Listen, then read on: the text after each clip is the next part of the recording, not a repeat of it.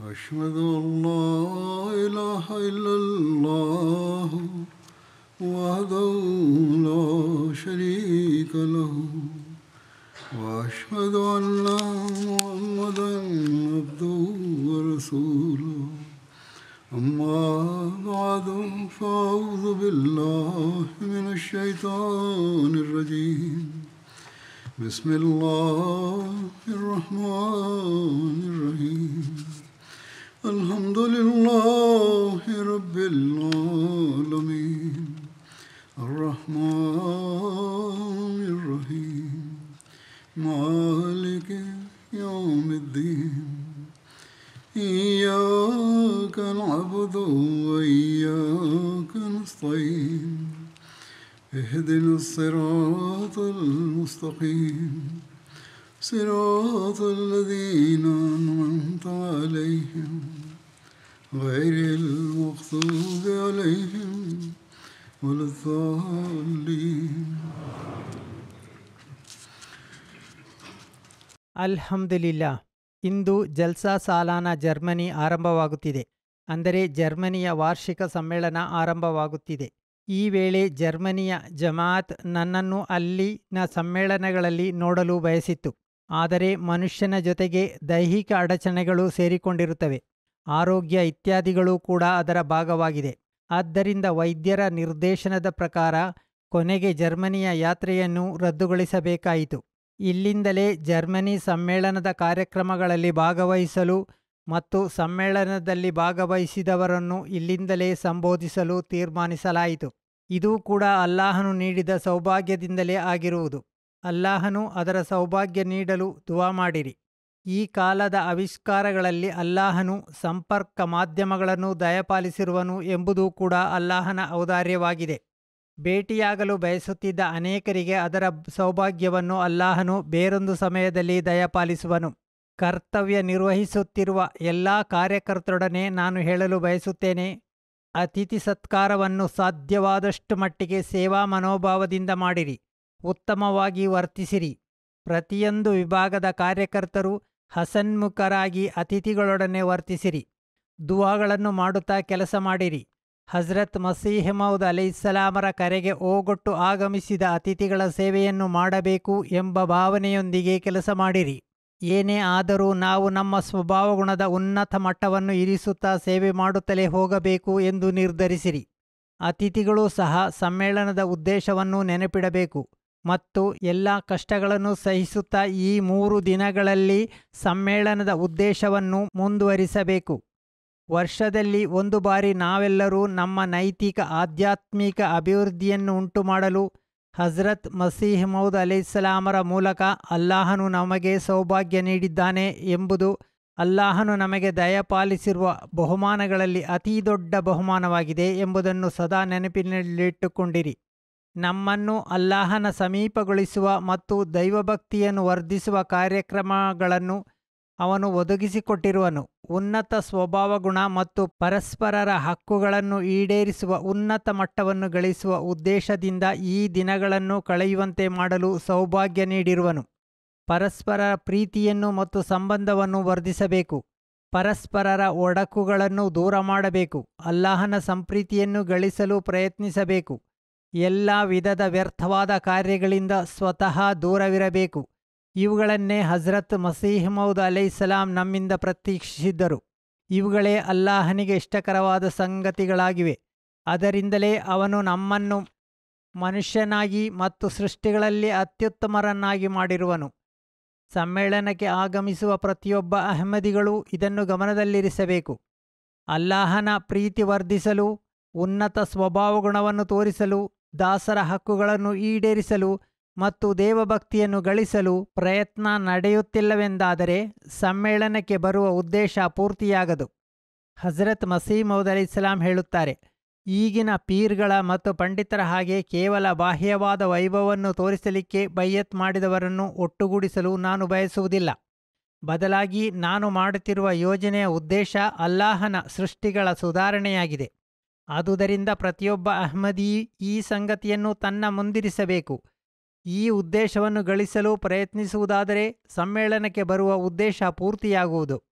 ಸಮ್ಮೇಳನಕ್ಕೆ ಬಂದೂ ಕೂಡ ಅಲ್ಲಾಹನೊಂದಿಗೆ ಸಂಬಂಧ ಉಂಟಾಗುತ್ತಿಲ್ಲವೆಂದಾದರೆ, ಸ್ವಭಾವ ಉತ್ತಮವಾಗುತ್ತಿಲ್ಲವೆಂದಾದರೆ ಅಂತಹ ಭಾಗವಹಿಸಿದವರ ಸಂಬಂಧಿಸಿ ಹಜರತ್ ಮಸೀಹ್ ಮೌದ್ ಅಲೈಹಿಸ್ಸಲಾಂ ಬಹಳ ಅಸಮಾಧಾನವನ್ನು ವ್ಯಕ್ತಪಡಿಸಿರುವರು.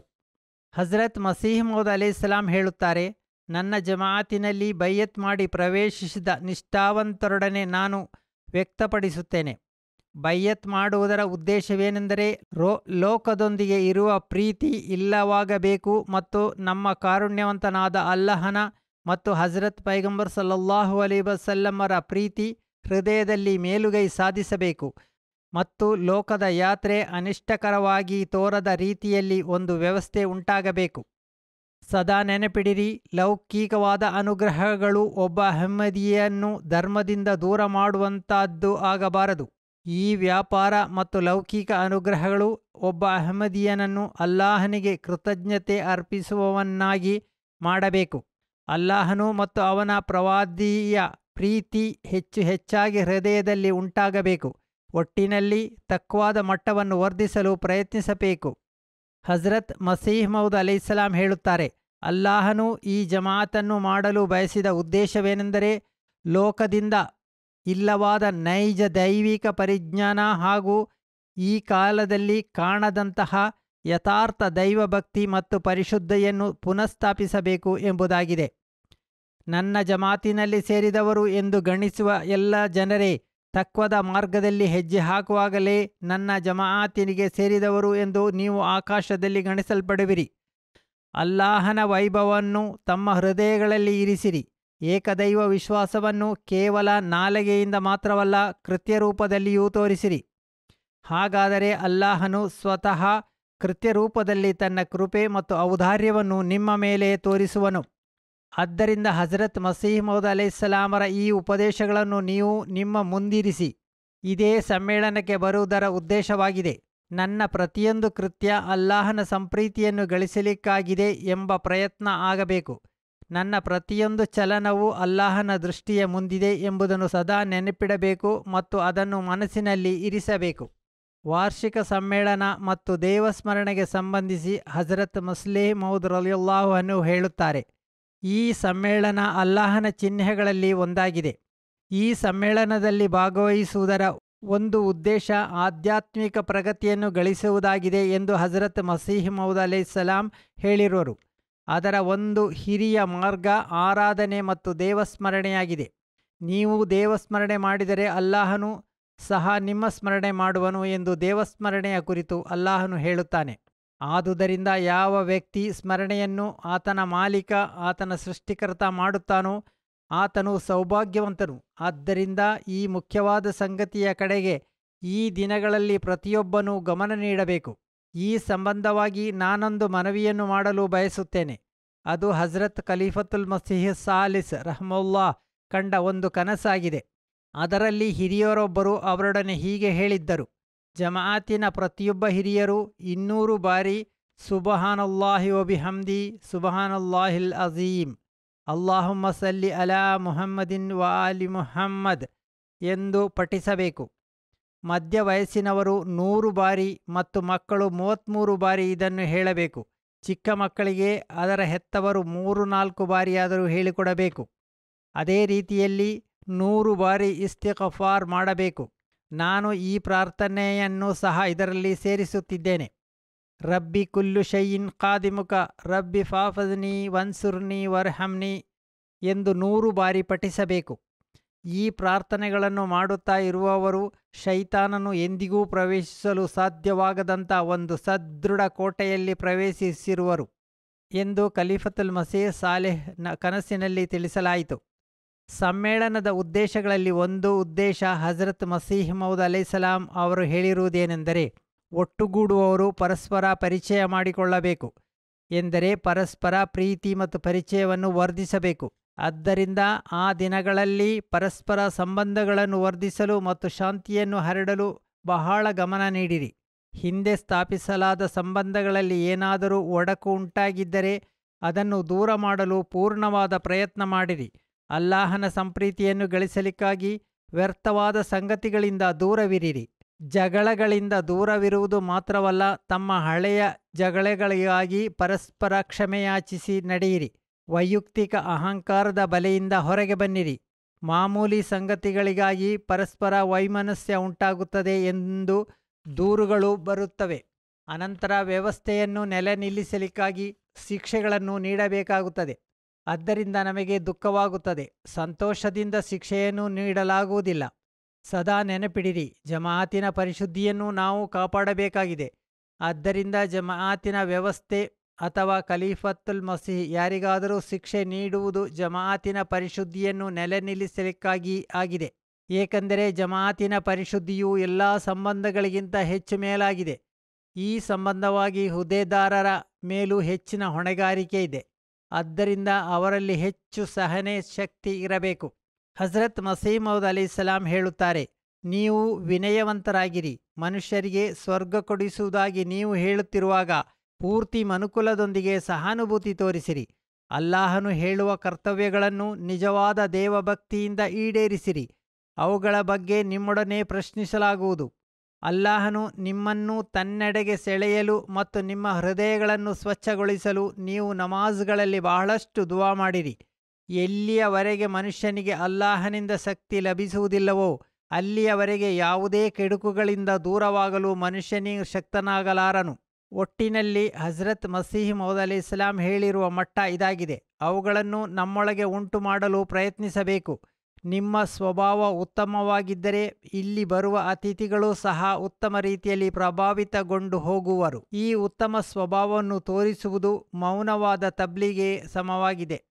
ಹಜರತ್ ಮಸೀಹ್ ಮೌದ್ ಅಲೈಹಿಸ್ಸಲಾಂ ಎಂತಹ ನೋವು ಮತ್ತು ಕಳಕಳಿಯಿಂದ ತನ್ನ ಜಮಾಅತಿಗಾಗಿ ದುವಾ ಮಾಡಿರುವರು ಎಂಬುದರ ಒಂದು ಮಾದರಿಯನ್ನು ನಾನು ನಿಮ್ಮ ಮುಂದೆ ಇರಿಸುತ್ತೇನೆ. ಹಜರತ್ ಮಸೀಹ್ ಮೌದ್ ಅಲೈಹಿಸ್ಸಲಾಂ ಹೇಳುತ್ತಾರೆ, ನಾನು ದುವಾ ಮಾಡುತ್ತೇನೆ, ನನ್ನಲ್ಲಿ ಜೀವ ಇರುವವರೆಗೂ ದುವಾ ಮಾಡುತ್ತಿರುತ್ತೇನೆ. ಆ ದುವಾ ಏನೆಂದರೆ, ನನ್ನ ಜಮಾಅತಿನ ಹೃದಯಗಳನ್ನು ಅಲ್ಲಾಹನು ಪರಿಶುದ್ಧಗೊಳಿಸಲಿ ಮತ್ತು ಅಲ್ಲಾಹನು ತನ್ನ ಕಾರುಣ್ಯದ ಹಸ್ತವನ್ನು ಚಾಚಿಕೊಂಡು ಅವರ ಹೃದಯಗಳನ್ನು ತನ್ನೆಡೆಗೆ ತಿರುಗಿಸಲಿ. ಎಲ್ಲ ದುಷ್ಕೃತ್ಯಗಳಿಂದ ಮತ್ತು ಹಗೆತನಗಳನ್ನು ಅವರ ಹೃದಯದಿಂದ ದೂರ ಮಾಡಲಿ. ಪರಸ್ಪರ ನಿಜವಾದ ಪ್ರೀತಿಯನ್ನು ದಯಪಾಲಿಸಲಿ. ಅಲ್ಲಾಹನು ಈ ಸಮ್ಮೇಳನದಲ್ಲಿ ಎಲ್ಲ ಅನುಗ್ರಹಗಳನ್ನು ಒಟ್ಟುಗೂಡಿಸುವಂತಹದನ್ನಾಗಿ ಮಾಡಲಿ. ಲೋಕದ ಸ್ಥಿತಿಗತಿಗಳಿಗಾಗಿಯೂ ದುವಾ ಮಾಡಿರಿ. ತಮ್ಮ ದೇಶಕ್ಕಾಗಿಯೂ ಬಹಳ ದುವಾ ಮಾಡಿರಿ. ನಾವು ನಿಷ್ಠಾವಂತರಾದ ಅಲ್ಲಾಹನ ಆದೇಶಗಳನ್ನು, ಇಸ್ಲಾಮಿನ ಬೋಧನೆಗಳನ್ನು, ಹಜರತ್ ಪೈಗಂಬರ್ ಸಲ್ಲಲ್ಲಾಹು ಅಲೈಹಿ ವಸಲ್ಲಮರ ನಿರ್ದೇಶನಗಳನ್ನು ಮತ್ತು ಹಜರತ್ ಮಸೀಹ್ ಮೌದ್ ಅಲೈಹಿಸ್ಸಲಾಮರ ಉಪದೇಶಗಳನ್ನು ಪಾಲಿಸುವವರಾದರೆ ಖಂಡಿತವಾಗಿಯೂ ಅಲ್ಲಾಹನು ನಮ್ಮ ದುವಾಗಳನ್ನು ಆಲಿಸುವನು ಮತ್ತು ನಾವು ಲೋಕದ ಮಾರ್ಗದರ್ಶಿಗಳಾಗುವೆವು.